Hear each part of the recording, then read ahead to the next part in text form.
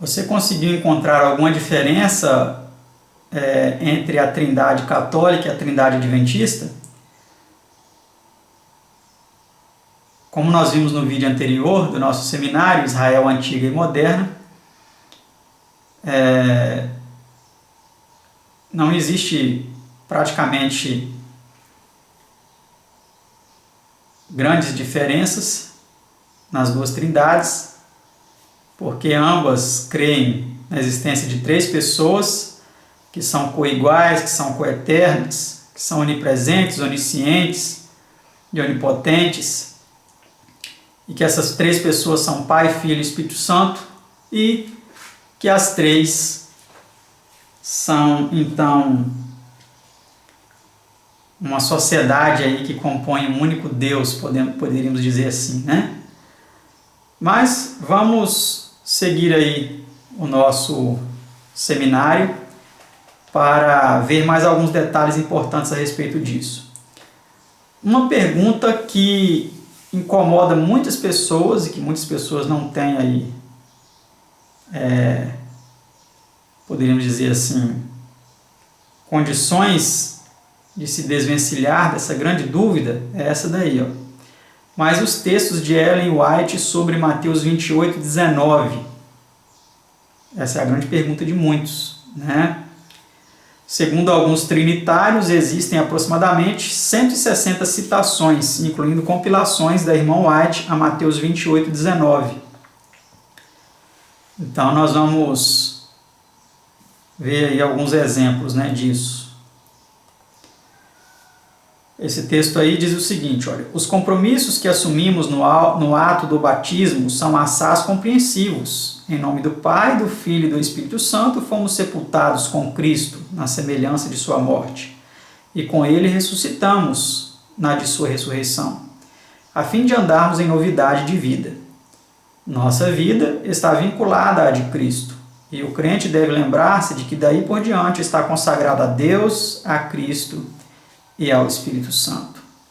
O fato de que fomos batizados em nome do Pai, do Filho e do Espírito Santo é uma garantia de que essas potências nos assistirão em todos os nossos apertos, quando quer que os invoquemos. Testemunhos Seletos, volume 2, página 396. É um texto bem intrigante, não é mesmo? Para muitos é um texto convincente, no sentido de que realmente a Trindade existe, que Mateus 28, 19 é um texto autêntico. Mas vamos continuar analisando. No livro Evangelismo, página 307, nós lemos assim: fazendo do batismo o sinal de entrada para o seu reino espiritual, Cristo o estabeleceu como condição positiva à qual tem de atender os que desejam ser reconhecidos como estando sob a jurisdição do Pai, do Filho e do Espírito Santo. Antes que o homem possa obter abrigo na igreja, antes de transpor mesmo o limiar do reino espiritual de Deus, deve receber a impressão do nome divino, o Senhor Justiça Nossa. Jeremias 23, verso 6. Esses textos são apenas dois, né, dos, como dizem os trinitários, em torno de 160, que existem de Ellen White citando Mateus 28, 19. Mas aqui a pergunta que não quer calar é a seguinte: embora a Ellen White, se ela realmente escreveu em torno de 160 vezes, citou esse texto, fez alusão a esse texto, essas 160 vezes, elas corroboram a única vez que o batismo em nome do Pai, do Filho e do Espírito Santo foi citado nas Escrituras? Ela poderia ter citado 500 vezes, 1000 vezes, mas esse verso ele é único nas Escrituras. E como nós vimos aqui em toda a nossa abordagem anterior, esse texto ele sofreu alterações ao longo do tempo. E pelo que nós entendemos, isso não foi revelado a ela. O profeta ele não tem obrigação de saber todas as coisas. esse detalhe a ela passou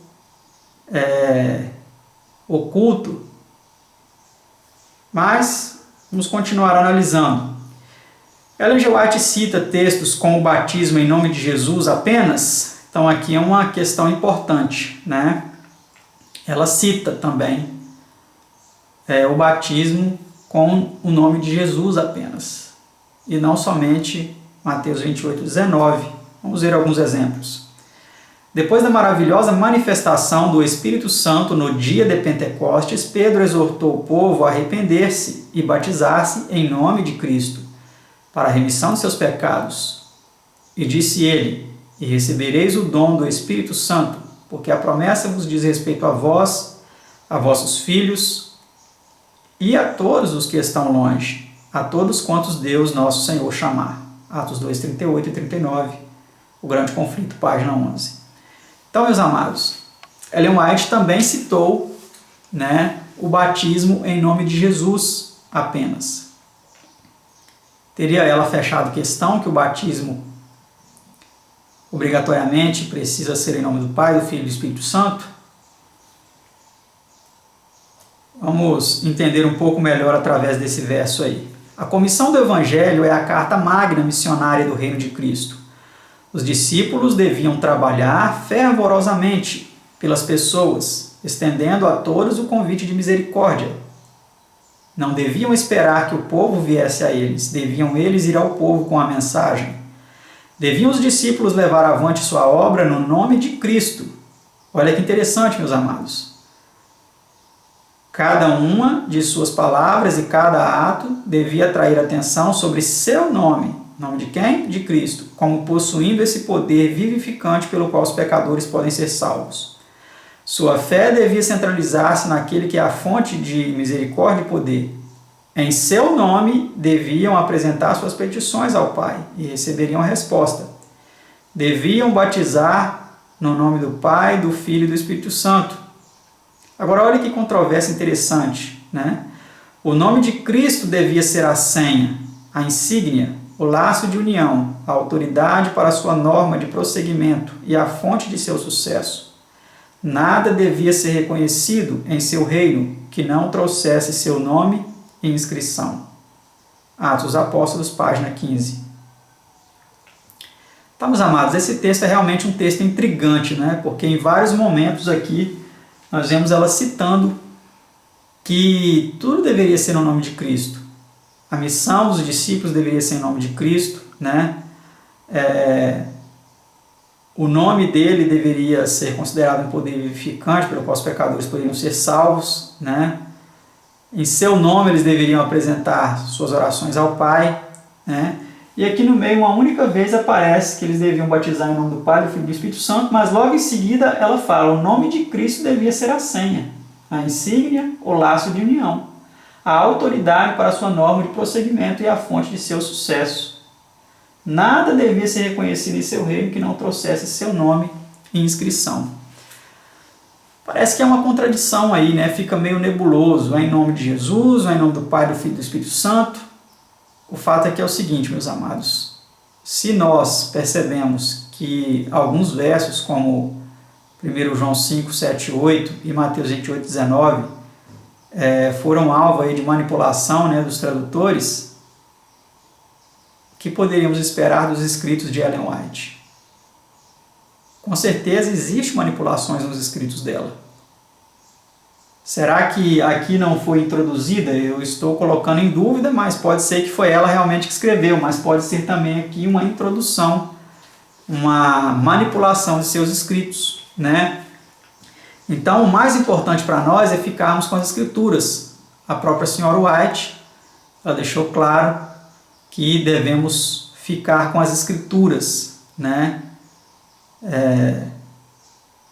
Que o fundamento de todo ensinamento deve ser a palavra de Deus.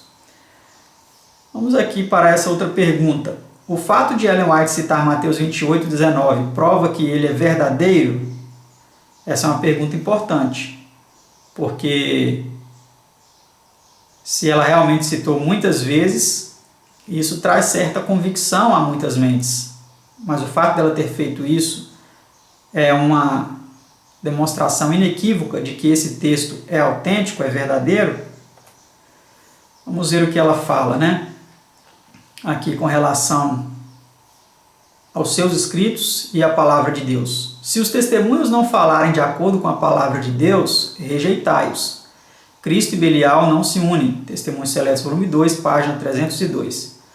Então, meus amados, se o que está escrito nos testemunhos, se o que está escrito como sendo supostamente escrito por Ellen White, não está batendo com o abrangente testemunho bíblico, que, como vimos, é em favor do batismo em nome de Jesus, defendido por 3 evangelhos, em oposição ao que está escrito em Mateus, e defendido também pela experiência dos discípulos no livro Atos dos Apóstolos, onde ali existem muitas passagens que declaram o batismo em nome de Jesus. Então, aqui ela é taxativa, olha, se os testemunhos não falarem de acordo com a palavra de Deus, rejeitai-os. Por que ela disse isso? Será que ela disse isso porque ela queria deixar as pessoas na dúvida se o que ela escreveu realmente e de fato é algo vindo de Deus ou não? Eu creio que não, meus amados.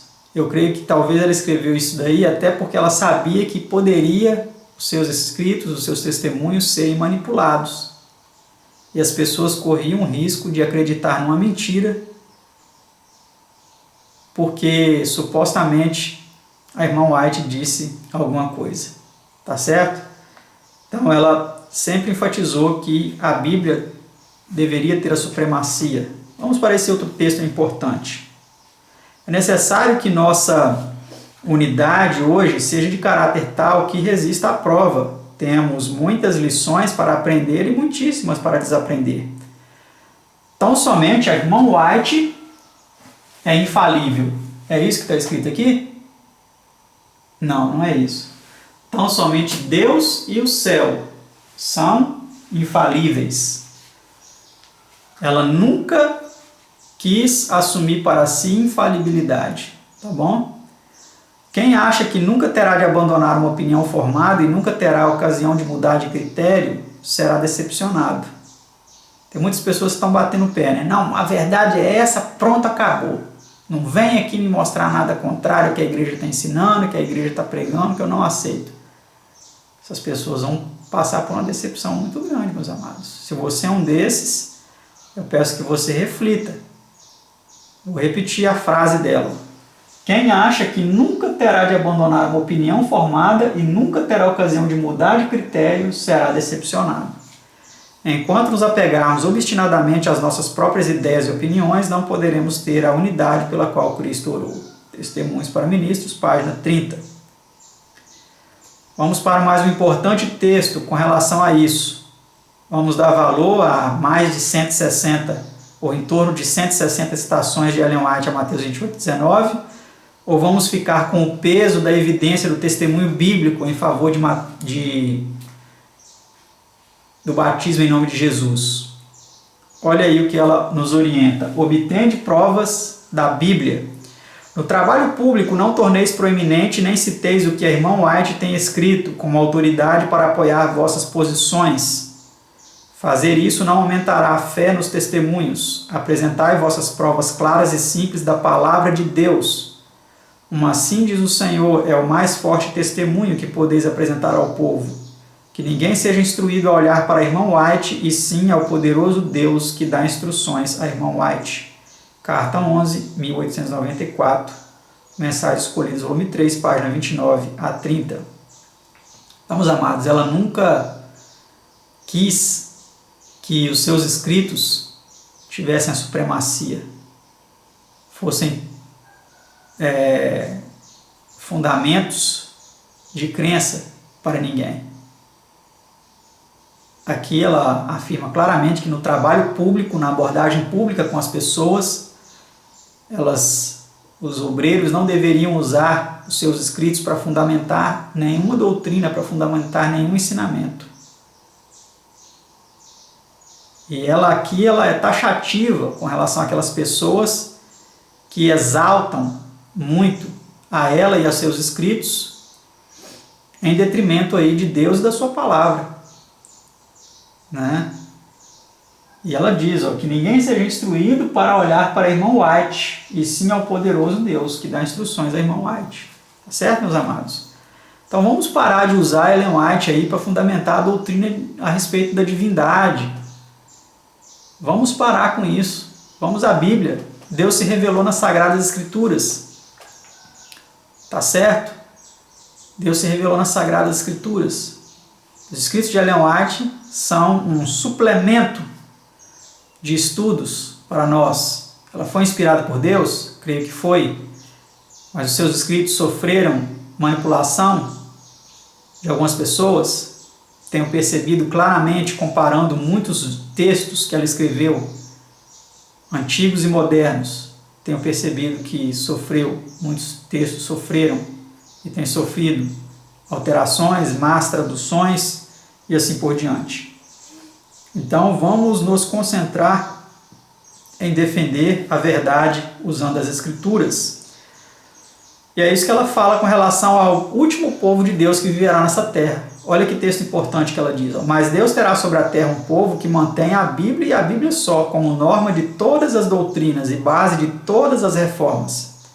As opiniões de homens ilustrados, né, do Leandro Quadros, Ivan Saraiva, Luiz Gonçalves, pastor Ted Wilson, pastor Amin Rodô, pastor isso, pastor aquilo, pastor Roberto Mota, né, que fica falando, que fez aí algumas palestras aí que estão disponíveis na internet a respeito da Trindade. Esses homens ilustrados aí, meus amados, olha aqui que a Bíblia diz, ó, a Bíblia não, a senhora White, né, as opiniões de homens ilustrados, as deduções da ciência, os credos e decisões dos concílios eclesiásticos, olha só, até os concílios, né, tão numerosos e discordantes como as igrejas que representam a voz da maioria, até a voz da maioria, né? Nenhuma dessas coisas, nem todas em conjunto, deveriam considerar-se como prova em favor ou contra qualquer ponto de fé religiosa. Antes de aceitar qualquer doutrina ou preceito, devemos pedir em seu apoio um claro, assim diz Ellen White. É isso que está escrito aqui? Antes de aceitar qualquer doutrina e preceito, devemos pedir em seu apoio um claro, assim diz Ellen White, assim diz a Igreja Adventista, assim diz o Leandro Quadros, assim diz o Ivan Saraiva, assim diz o Luiz Gonçalves, assim diz o pastor A, B, C ou D, assim diz o presidente da Igreja Adventista. Vamos refletir, meus amados, isso é sério. Devemos pedir em seu apoio um claro, assim diz o Senhor. O Grande Conflito, página 595. Então vamos parar com essa coisa. Ah, irmão White disse. Ah, o pastor o Leandro Quadros disse. Ah, o Ivan Saraiva disse. Ah, o Luiz Gonçalves disse. Ah, o pastor da minha igreja disse. Vamos parar com isso, meus amados. Vamos deixar de preguiça e vamos estudar a palavra de Deus. Vamos orar a Deus. Vamos estudar a palavra de Deus com oração, com humildade, com o coração aberto para aprender com Ele.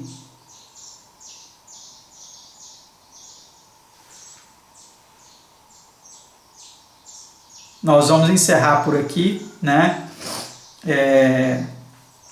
No próximo vídeo a gente continua abordando essa questão de alguns textos que foram manipulados, se Ellen White sabia disso ou não, se ela conhecia todos os textos que foram manipulados ou não. Então, se você não é inscrito no nosso canal, se inscreva, ative as notificações para receber os próximos vídeos aí, né? O nosso seminário ainda tem muito a transmitir a respeito da semelhança entre o antigo Israel e o moderno, até mesmo, principalmente nas suas falhas, né, para que a gente se corrija. Então ative as notificações, curta o vídeo, dê o joinha aí se você gostou, se você não gostou também, pode apertar aí o dedão negativo aí, fica a seu critério, né? Deixa os comentários aí embaixo, por que você gostou, por que você não gostou, se você quiser acrescentar alguma coisa a mais. E compartilhe o vídeo também, isso é muito importante. Se você quiser ajudar também a manter esse canal, entre em contato aí conosco ou veja aí no link, né, na descrição do vídeo, como você pode ajudar a manter esse canal, para que a gente continue aprimorando aqui o nosso canal com melhores conteúdos, com melhor equipamento, né? E que Deus continue abençoando, iluminando a cada um de vocês, e até o nosso próximo vídeo, se Deus quiser. Tchau!